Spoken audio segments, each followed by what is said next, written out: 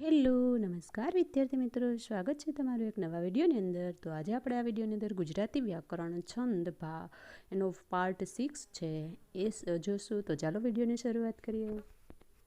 આપણે છંદ વિશે જોઈએ તો તોટક અથવા ત્રોટક છંદ છે. તો એના અક્ષર છે 12 અક્ષર. એનું બંધારણ છે સ, શ, સ અને શ.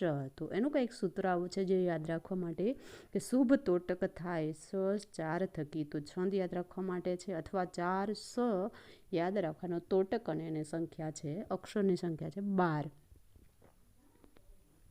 તોટક છંદનું તો તુંજ રંગ બધા મુજ આ તનમાં. તો અક્ષર ગણીએ તો 12 અક્ષર છે અને એની નિશાની પહેલાં મૂકી લેવાની. 3 અક્ષરને આપણે પેર બનાવીએ છીએ. તો ચારે ચારની અંદર જોઈએ આપણે તો લઘુ અને ગુરુ અક્ષર છે તો સ ગણ બને છે. તો તોટક છંદની અંદર 4 6 છે તો એ તોટક છંદ બને છે. તો પેલો ગણ યાદ રાખવાથી લઘુ અને ગુરુ તો સ ગણ બને છે અને એ આવે છે તોટક છંદની અંદર. એના પછીનો છંદ આવે છે ભુજંગી છંદ. તો એના પણ અક્ષર છે 12 અક્ષર છે અને એનું બંધારણ છે ય ય ય અને ય. એટલે 4 ય એ ભુજંગીનું છે અને 4 સ એ તોટક અથવા ત્રોટક છંદનું છે. બેયની અક્ષરની સંખ્યા 4 છે પણ એનું બંધારણ અલગ છે. ભુજંગીનું છે ય. તો એનું ઉદાહરણ જોઈએ તો કે પહેલા નહીં લાગતો થાક આવું. તો અક્ષર ગણ્યો તો 12 અક્ષર છે અને એનું બંધારણ છે એ લઘુ ગુરુ એટલે ય ગણ બને છે અને 4 ય ગણ છે. તો એ ભુજંગીનું બંધારણ છે. તો પહેલો ગણ છે લઘુ ગુરુ અને ય ગણ બને છે. તો ય છે એ બંધારણ ભુજંગી છંદનું છે. તો ભુજંગી છંદ બને છે.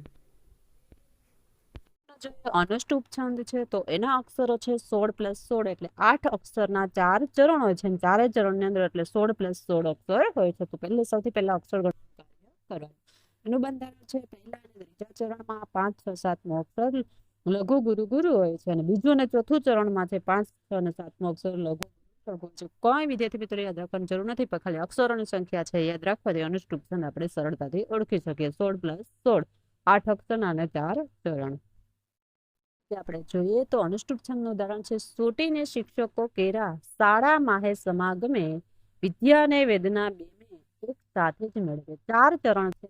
4માં તમે ગણી શકો છો. 4માં 8 + 8 એટલે 16 અક્ષરો છે અને બીજી ચરણ છે 8 એટલે 16 અક્ષરો છે. તો બીજું છે ઉદાહરણ છાયા તો જેવી ભાવ તો નંદના જસમ દેવોના ધામ જેવું વયું જાણે હિમાલય. આની અંદર તમે ગણી શકો છો કે 16 + 16 એટલે 32 અક્ષર છે અને એ છંદ છે અનુષ્ટુપ છંદ.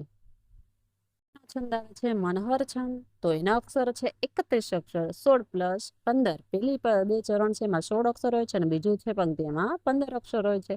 તો 16 + 15 અક્ષર હોય તો મનહર છંદ બને છે અને યતિ છે 8મો અક્ષર આવે છે. બંધારણ છે એનું પ્રથમ પંક્તિમાં 16 અક્ષર હોય છે અને બીજી પંક્તિમાં 15 અક્ષર હોય છે. ખાસ વિદ્યાર્થી મિત્રો એટલું જ શોર્ટકટમાં યાદ રાખવાનું છે કે મનહર છંદમાં 16 + 15 અક્ષર હોય તો એ મનહર છંદ બને છે. તરીકે આપણે જોઈએ તો નાગરવેલીના જેવી નાજુકડી નાર વાંકી. તો એ પંક્તિની અંદર 16 અક્ષર થાય છે. બીજો જોઈએ પંક્તિ વાંકો એનો અંબો વાંકા એના છે તો એ પંક્તિની અંદર 15 અક્ષર થાય છે. 16 + 15 અક્ષર હોય તો એ મનહર છંદ બને છે કેમ કે એમાં કુલ 31 અક્ષરો છે. એના પછી બીજું છે પોલું છે તે બોલ્યું તેમાં કરી તે શીખ કામગીરી. તો એ ગણીએ આપણે તો 16 અક્ષર છે અને બીજી લાઈન તો સાંભળેલું બજાવે તો હું જાણું કે તું સાણો છે. તો એ લાઈનની અંદર 15 અક્ષર છે. તો 16 + 15 અક્ષર હોય તો એ છંદ બને છે મનહર છંદ. અક્ષરમેળ છંદ છે એ પૂરા કરીએ છીએ અને એની શોર્ટ ટ્રીક છે બધા અક્ષર બને એની ફટાફટ જોઈએ તો પેલું છે પૃથ્વી છંદ. તો 17 અક્ષર હોય બંધારણ છે જસ અલગ. એટલું બધું આપણે છંદ ફટાફટ ઓળખી શકીએ છીએ અને પેલો ગણ એનો યાદ રાખવાનો. એના પછી છે બીજું છે શિખીરણી અક્ષર છે 17 એનું બંધારણ છે યમનુષ્ય ફલ ગા. એના પછી ત્રીજું છે મંદાક્રાંતા એના પણ અક્ષર 17 છે ને એનું બંધારણ છે મપન તત ગા ગા. શાર્દુલ વિક્રીડિત અક્ષર છે 19 બંધારણ છે મસ્ત જસ્ત તત ગા ગા.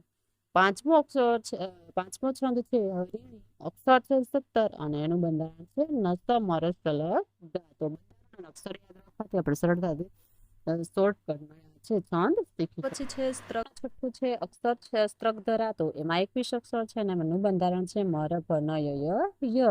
વસંત તિલકા છે અક્ષર છે એના 14 અને વસંત તિલકા છે એક જ એવું છંદ છે એના 14 અક્ષર છે એ પણ સરળતાથી યાદ રહી જાય છે અને બંધારણ છે તપ જ ગા ગા. એના પછીનો છે તોટક તો એના અક્ષર છે 12 અને બંધારણ છે 4 ટ. એના પછીનું છે ભુજંગી તો ભુજંગીનું પણ અક્ષર 12 છે અને એનું બંધારણ છે 4 ય.